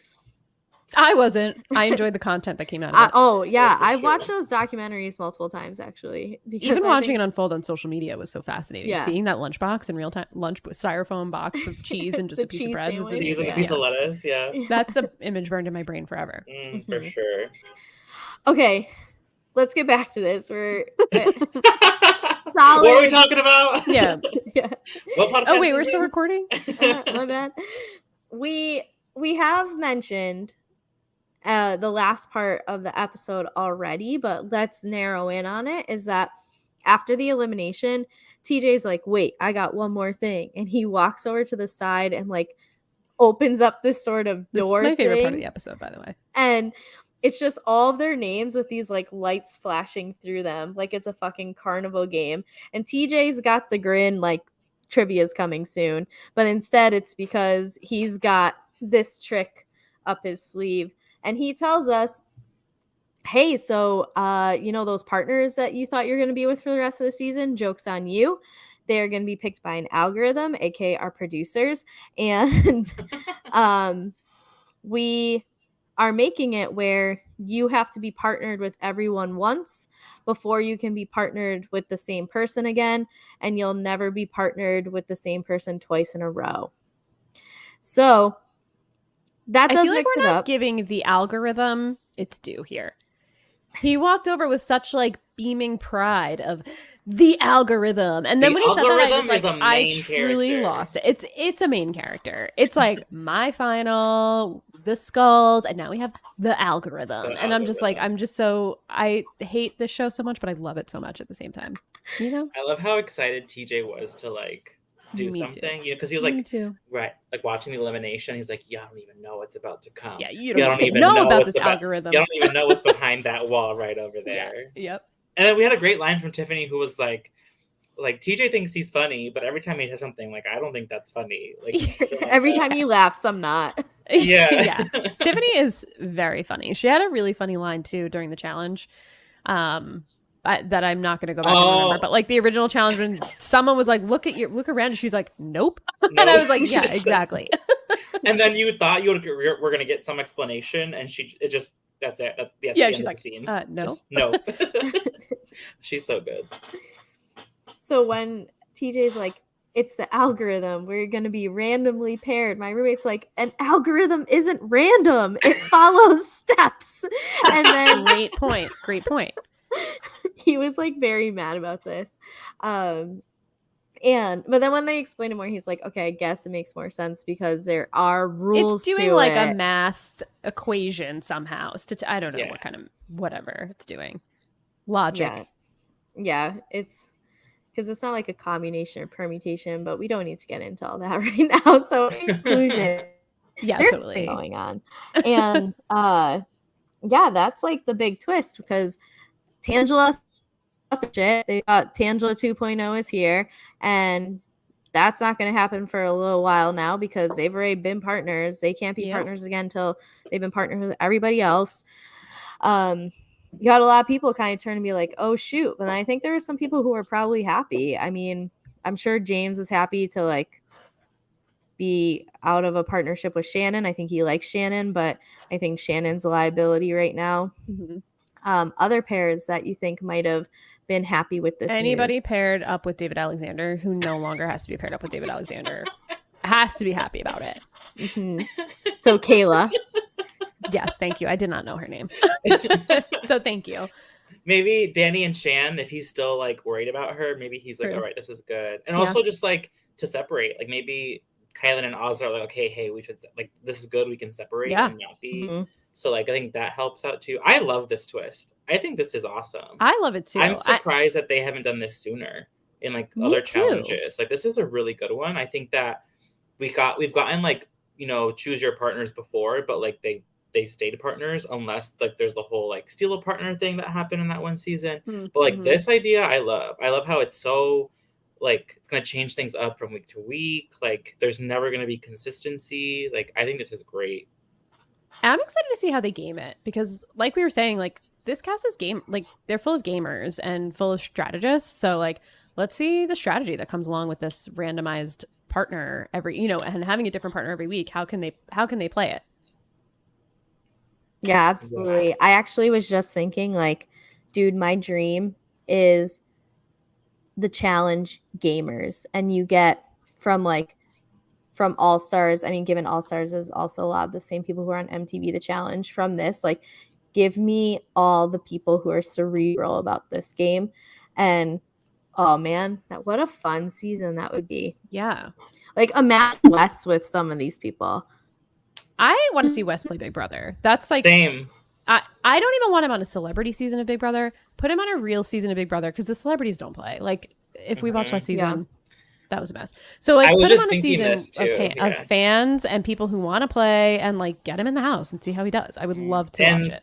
And Jonna, I was just thinking about this too. Yes, like, I really have grown to like Jonna, and I feel like that she is someone who's like said to excel in that type of situation, and I would love to see her on Big Brother too. Yeah, let's do it, MTV. I think Wes actually has said that he wants to be on Survivor, at least earlier in his life. I don't know if he still feels that way, but I'm pretty confident that I read that he was like, put me on Survivor and I'll win. I would rather see him on Big Brother, I think. Same. Survivor, I think there's still too much physicality. Yes, I want feeds of Wes. And I think Big Brother relies a little bit more heavily on strategy and like gaming than Survivor does, just because it's so long and there's so many opportunities. Like there's only 2 people up for elimination instead of anybody on the tribe. Like I would like to see how Wes could navigate that. Listen, as we know, I will take more Wes in every component of my life. Will you watch that season of Big Brother fully? Listen, I'm 1 for 1 on episodes this season. I'm batting 1,000. But what about the feeds, Kari? Oh, Brett watches the feeds. He can fill me in. I Twitter watch the feeds. Yeah. No,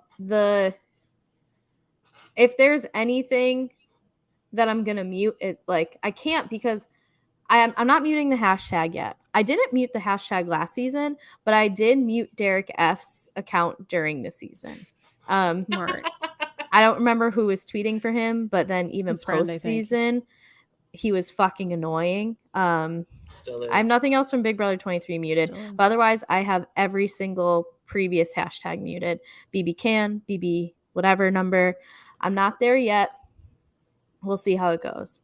But I've watched 1 of 1 episodes this season, so look at me now. I'm a Big Brother fan.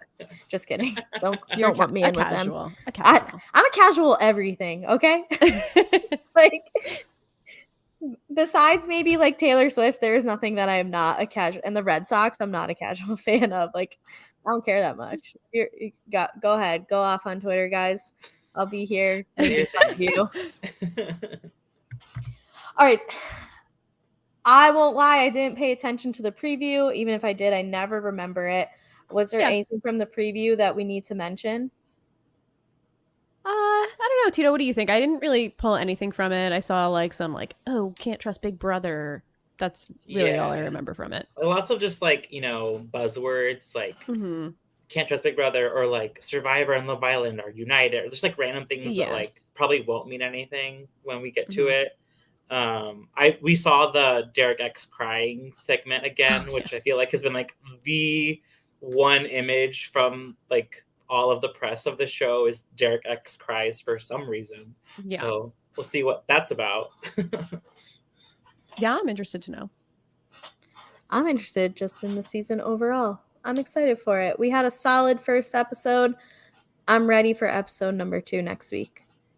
This really exceeded my expectations. When Kari, you and I talked about covering this together, I was like, this is either going to be really fun or just a gigantic dumpster fire that either way, I'm excited to talk about it. So I'm excited that it's fun. Maybe it'll turn into a dumpster fire and I'll get the best of both. I would love that.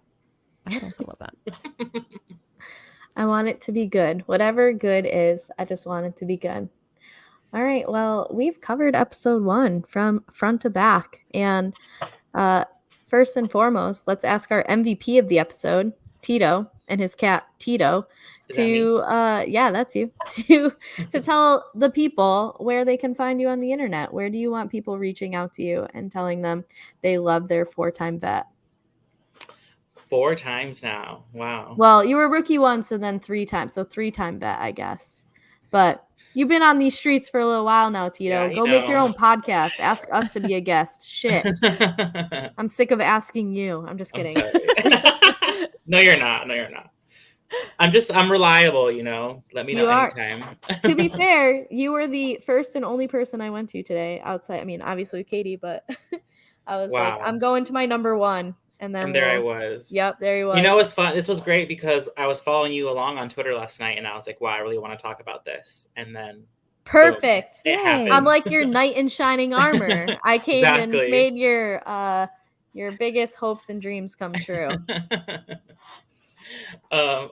Speaking of, you can follow me on Twitter at Bachichis and or Instagram.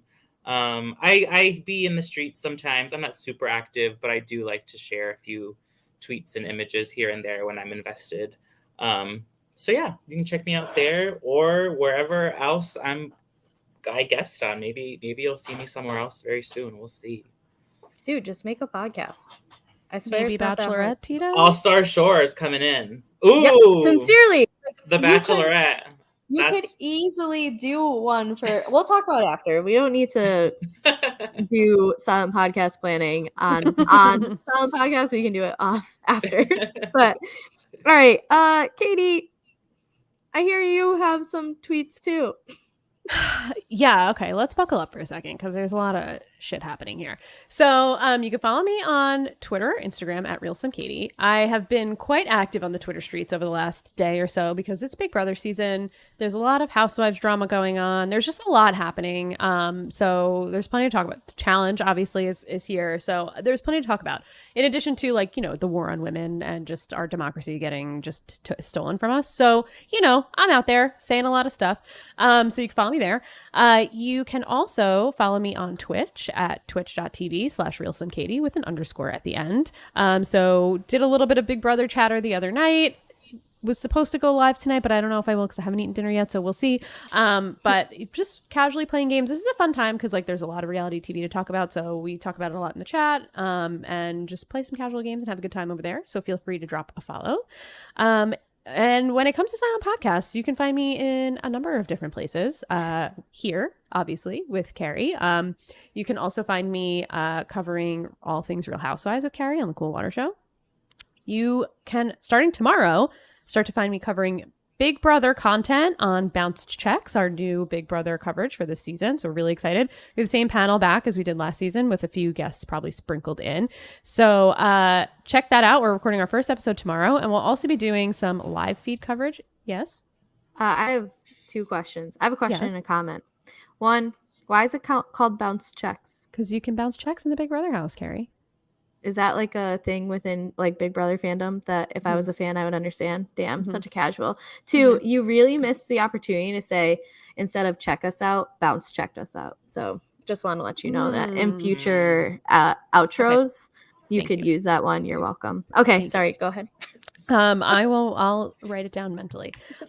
You can, okay. So we will be doing live feed coverage probably a couple of times a week. We haven't figured out the full schedule for it yet, but I'm excited. We're going to be doing like little feed bites. That's the name I came up with in my head, but it might not actually be called that because it doesn't really make any sense. But little like nuggets of feeds, updates that you could chew on throughout the week. Yeah, right. So we'll probably be doing like, I'm trying to keep them short, like 30 minutes each, a couple of times a week. We'll just give you all the tea, what's going on, what the deal is, who we hate, who we like, who's up for nomination, who wins the veto, all that kind of fun stuff. So we'll see, maybe one this weekend, depending on how things go. And we've been talking about The Bachelorette. We haven't firmed anything up, but that does start Monday. So Tito, I know we talked about it. We talked about it with Naomi, so we may be kicking that off that next week. So yeah, there's plenty happening. Did I miss anything? No, I don't think so. I don't think so. I think those are the Silent Podcasts things happening. So it's a lot, but hopefully you don't hate me and you like these shows, so you can get to know me a little better and my opinions. I have a lot of them. Katie's if you hate me, then I'm sorry about it. Don't listen. I don't know what to tell you. Katie's back hurts from carrying this podcast network. No, I'm relieving your back. Yeah, I won't go to a chiropractor. I'll just sit here and bitch about it instead. My name on the internet is KGD26, so follow everything. Also, I'm going to plug the other thing I'm doing a lot of social media for, which is Sister District. If you think our country is going to hell in a handbasket and you are looking to take some action, I think it is a very worthwhile organization to put some time and effort towards. And if you want to talk to me about it, I'll gladly talk to you about it. But I'm doing social media for the Greater Chicago chapter. So you can follow us at, oh God, what's our Twitter handle? Cis _ This is your first test. Shit, I'm failing. No, we have different handles on different things, which like we could be better. Okay, on Instagram, we're Sister District Chicago. That's easy enough. On Twitter, we are, oh, come on, little birdhouse. Let me switch accounts. Cis _ district shy. So anyway, all those tweets are me. All the Instagram is me. I have to go put some posts up on Instagram after this. But yeah, if you want to help try and restore democracy, follow those, DM me. I'll gladly talk to you about it. But anyway, so yeah, KGD26 for me, the political stuff you just heard, and then Silent Podcasts. Right now, we have one more episode to do of TJ Hates Quiz for All Stars 3, which will be coming soon. I haven't watched it yet, so it'll be after that, maybe tomorrow, some point this weekend. We'll get it done. And then I obviously cover Real Housewives of Katie on the Cool Water Show, and I have started recording my special little project, which is called Tomboy Meets World, where I'm using Boy Meets World as a vehicle for conversation. So it's slightly recappy, more conversational, and just a lot of fun. So I'm going to be bringing on guests from all over the internet and even off the internet for that. I have like my friend who is TikTok star. I've got some TV people lined up. We've got some silent podcasters lined up. I got people you've never heard of lined up. So if you just like to hear, you know, like fun banter and conversation, and you also like grew up with your morality being driven by Boy Meets World, then it's the perfect podcast for you. So check that out. It's going to be dropping soonish. And sorry, I just got an error. I tried to defend you, Katie, in the Twitch chat by saying the slander, and it didn't send. Wow. Okay, so anyway, we've got places to listen to us and watch us, like on Twitch and YouTube. You've been seeing us or hearing us incorporate the comments throughout the show. We love when people watch along with us and comment and provide us more insight. So please, if you want to join, we would love to have you here. You can do that by searching Silent Podcasts on both Twitch and YouTube. You can also follow us on Twitter, silent_podcasts. In addition, if you listen to us in podcast form, first of all, give me a fucking round of applause for the difference in Tito and my last podcast in YouTube form and the editing I fucking did in podcast form, because all of the internet shit that we had go down, which is like 5 or 6 different times, I edited it out, and it only seems kind of weird now as opposed to what it was. So, but you can listen to that on Apple, Spotify, wherever you get your podcasts. And if we are 5 stars for you, then thank you for thinking so highly of us. tell Apple, tell Spotify in a review. And if we aren't 5 stars, just wait. We're getting better each and every day. We're getting our reps in, and we'll be 5 stars eventually. And once we are, rate, review us, subscribe, all that good stuff then. But until next week, when we get rid of Tito and we bring in a different guest, sorry, Tito, maybe we'll just have you back. Maybe it's just going to be us. No, there'd be so many people mad at me if I didn't give them an opportunity to come on here. And Tito, we have a lot of bachelorettes. We have 2 bachelorettes to talk about. That's true. I'm ready. You and Katie are going to become best friends, so it's fine. We already are. Oh, wow. You're out, Kari. This place. I'm just kidding. If you just had that in your ears, I'm so sorry. No, Microphone, are you okay? Okay, so whatever. I'm mad now, but just kidding. Have a great day, weekend, night, whatever time it is. Thank you for listening. We appreciate you. Bye. Bye.